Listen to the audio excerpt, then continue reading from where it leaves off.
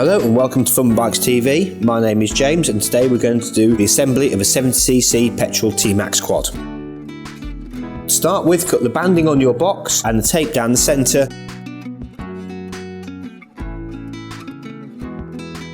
Once you have done this, rip the box open to allow you access to the quad inside. Remove the rear wheels and the front bull bar from the quad.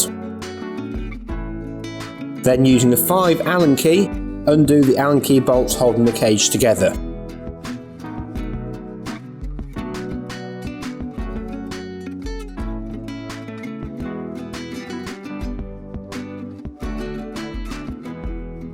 Once you've removed the cage, you'll then need to cut the 2 metal wires around the rear axle holding the quad into the crate and the metal wire around the front of the quad that holds it into the crate. Remove the toolkit bag attached to the rear shock absorber.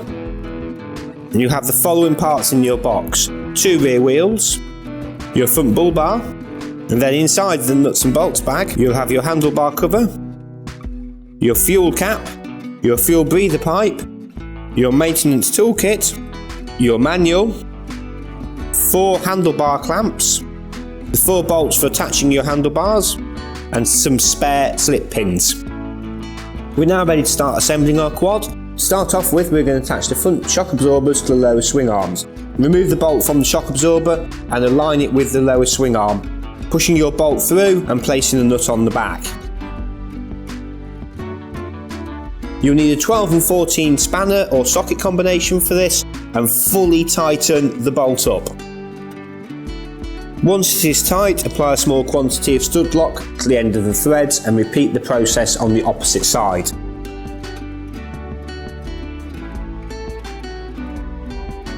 We're now going to make sure the upper shock bolts are tight on both sides, again using the 12 and 14 and applying a small quantity of stud lock to the end of the threads once we have tightened them.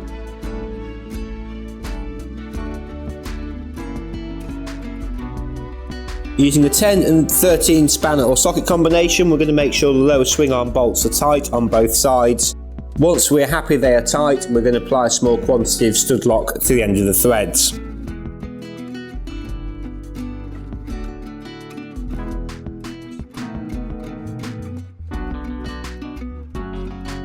We're now going to attach our front wheel and stub axle. Remove the bolt from the stub axle and align it with the yoke on the lowest swing arm.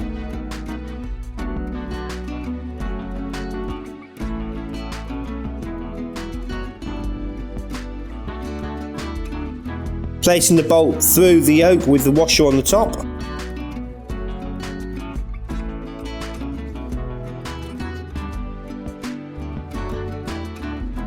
Once you have it fully aligned, reattach the nut onto the bottom of the bolt and use an 8 Allen key and a 17 spanner to tighten it up. Make sure there is no side to side play in the stub axle itself, but that it also still turns freely.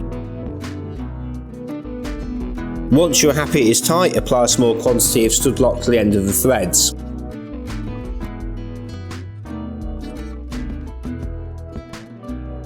Using the 13 spanner and the 6 Allen key, remove the bolt in the end of the track rod end.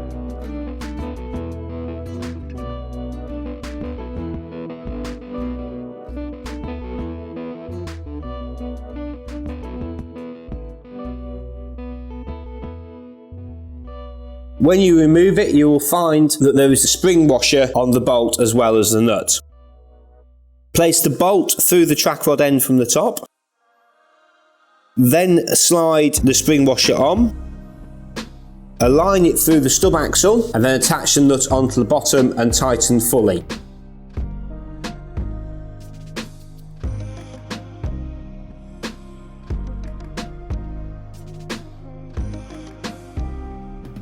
Once you're happy it is tight, apply a small quantity of stud lock to the end of the thread and repeat the processes on the opposite side.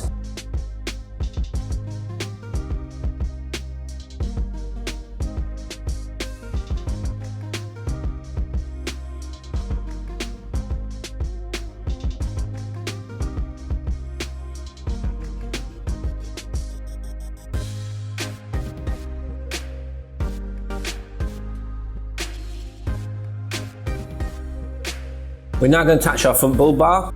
Using 10 spanners or sockets, remove the 4 bolts from the front of the quad.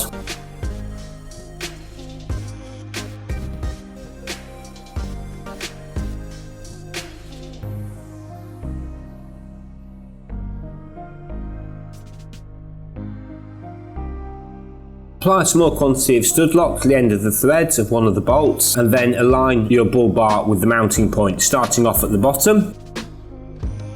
Loosely attach one bolt and then repeat the process on the opposite side.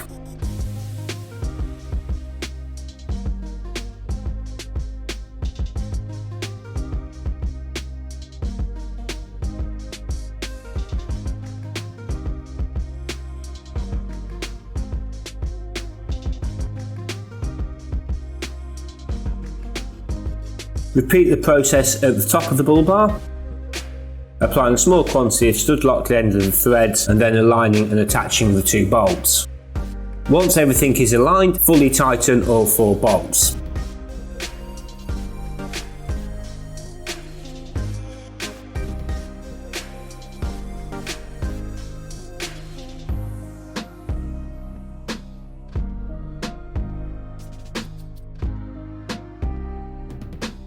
We're now going to attach our handlebar to the vehicle.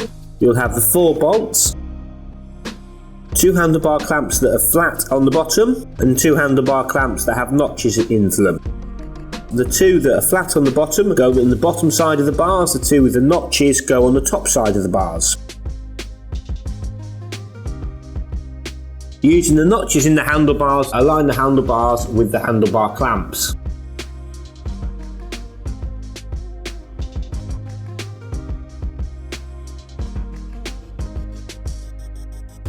Loosely attach one of the front bolts to hold the bars in position,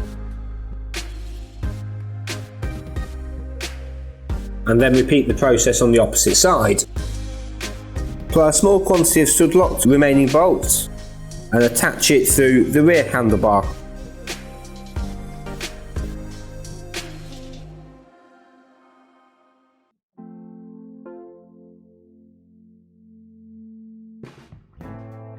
Repeat the process on the opposite side. Remove the first bolt and apply a small quantity of stud lock to the end of the threads, and then reattach the bolt, repeating the process on the opposite side.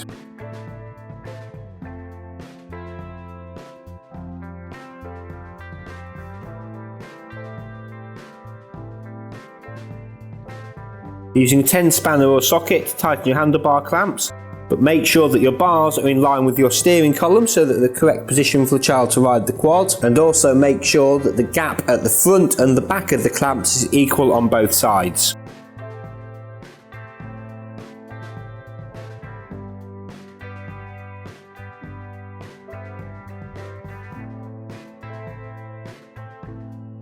Now attach your fuel cap and then attach your handlebar cover.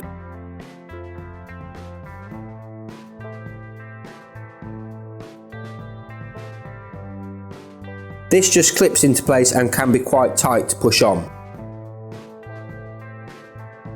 Route your cables into the notch at the front of the bar cover to keep them neat and tidy. We're now going to attach our breather pipe onto the fuel cap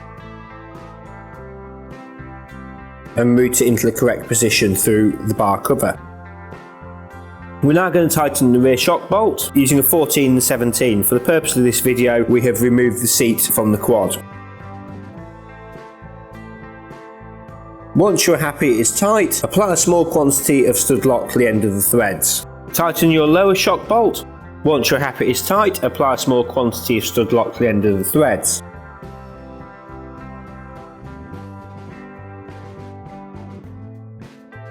Tighten the 2 bolts just here using a 14 and 17 and applying a small quantity of stud lock to the end of the threads.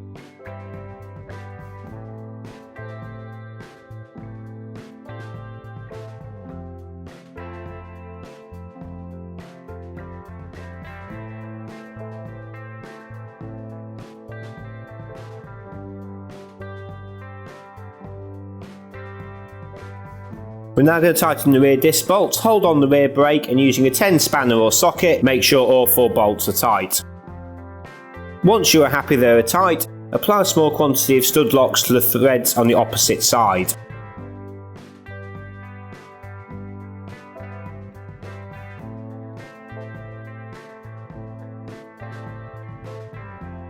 Using a 10 spanner or socket, make sure your exhaust end can is tight and also the rear bar on the quad. Apply a small quantity of stud lock to the threads on both sides.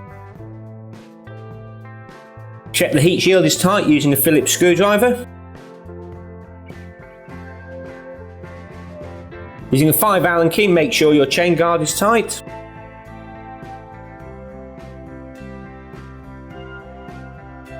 Make sure the rear brake caliper is tight, and also check the rear sprocket bolts at the same time using a 10 spanner or socket. Applying a small quantity of stud lock to the end of the threads.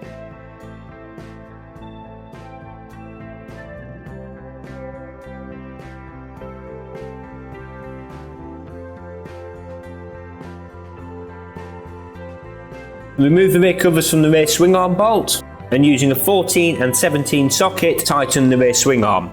Once you're happy it is tight, apply a small quantity of stud lock to the end of the threads and replace the covers on both sides.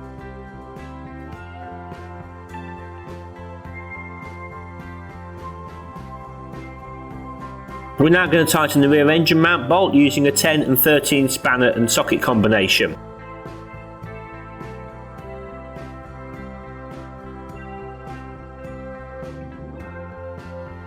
Once you're happy it is tight, apply a small quantity of stud lock to the end of the threads. Using a 6 Allen key and a 13 spanner, tighten your inner track rod ends.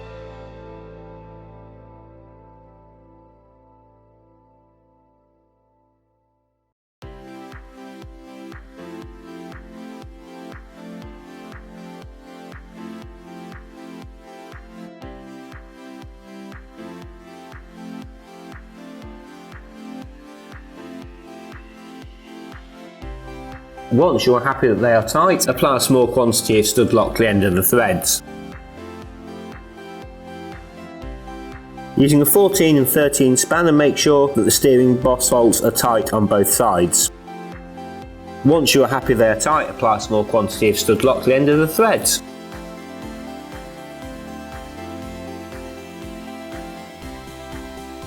We're now going to attach the rear wheels to the quad. Remove the split pins, the castle nuts and washers from both sides.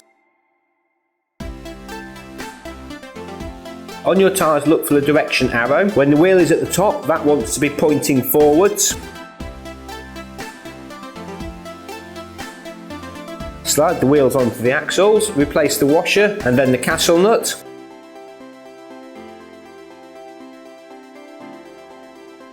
Using a 24 socket, hold the rear brake on and fully tighten the rear wheel nuts on both sides.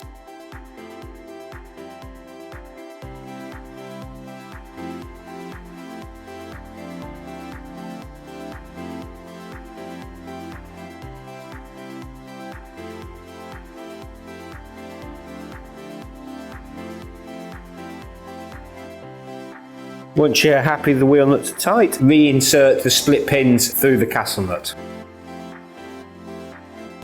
Then bend over the split pin.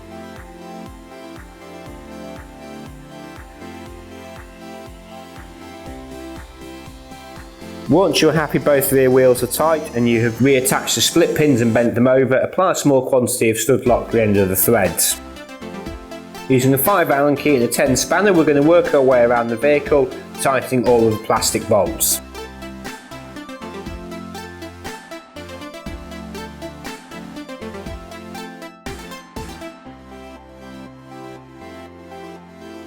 Once we have tightened all the plastic bolts, we also need to tighten up the bolt that holds our fuel tap in position, again using a 5 Allen key. For the purpose of the video, we've turned the quad onto its side to show you what bolts to tighten. Using a 17 socket, make sure the bolt at the end of the steering column is tight. Then using a 10 spanner or socket, make sure the exhaust manifold is tight on the engine.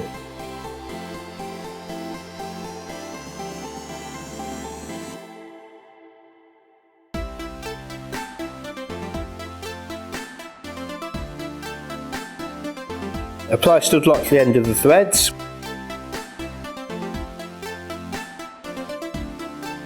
Then using a 5 Allen key, we're going to tighten the 4 engine mounting bolts along with our rear bash guard bolts.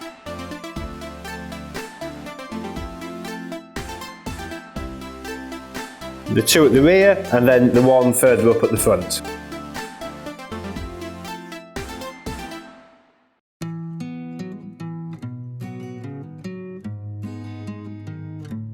We're now going to set our front brakes. Tighten the brake calipers using the 5 Allen key. Then loosen off the bolt in the centre of the brake caliper using a 2.5 Allen key to wind the pad away from the disc. Then using the bolts at the top and the bottom and a 5 Allen key if you need to, set the pad that is on the outside of the quad as close as possible to the disc without touching it, making sure that the gap at the top and bottom is equal.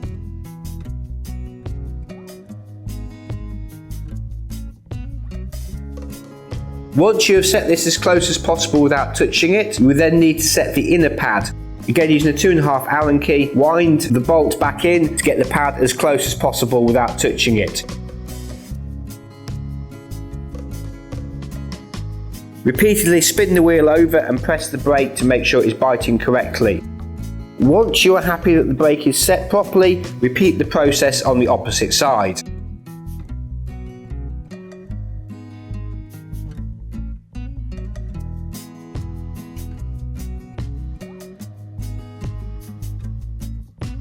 Once we have set both brakes, we then need to spin the 2 front wheels over to make sure they are biting at the same point.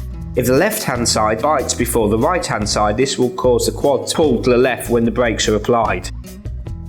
We're now going to set the tracking on the vehicle. Loosen off the nut against the track rod ends using a 13 spanner. One is a left hand thread and one is a right hand thread.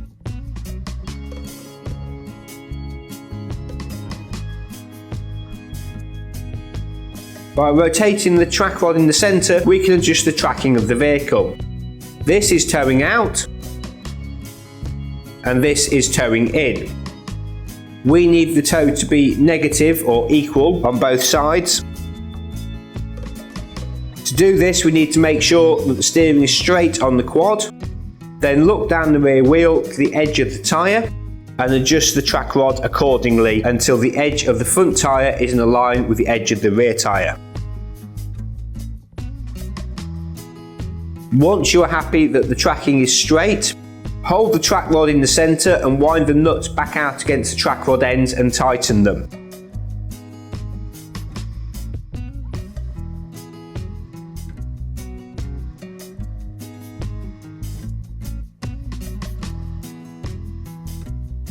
Repeat the process on the opposite side.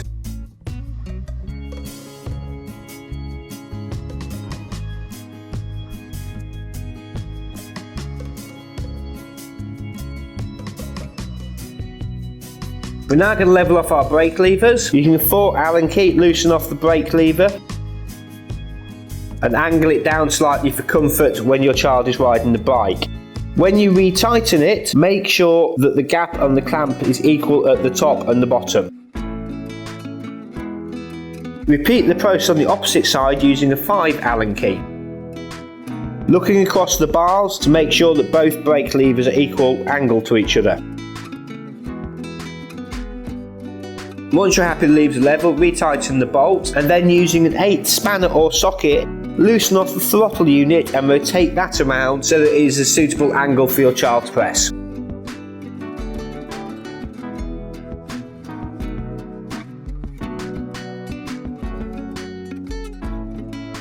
Once you're happy with the position, retighten the bolt.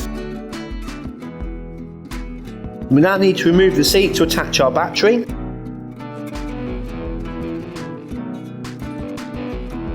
Locate the cables to go to the battery. One is a thick red wire with a thin red wire attached to it. One is a black wire with a green wire attached to it. On your battery there will be the nuts and bolts for attaching the terminals in a plastic bag taped to the front of it. Place a nut inside each clamp. Check for the positive and negative on your batteries and make sure you put the correct wire onto the correct terminal. The terminals are also colour coordinated with the wires. Placing your bolt through the lug on the wire and then attaching it to the battery. Sometimes you need to use a small screwdriver to hold the nut up to allow you to start to thread the bolt into it. Using either a Phillips screwdriver or an 8 spanner or socket, fully tighten the battery terminal, making sure that the cable is nice and neat at the front, pointing out forwards. Repeat this process on both sides.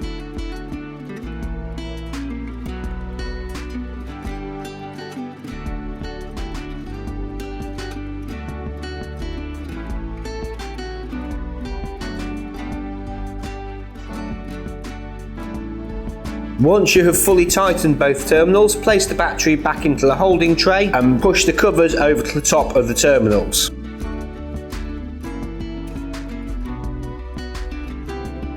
Feeding your cables neatly through the cutout on the frame.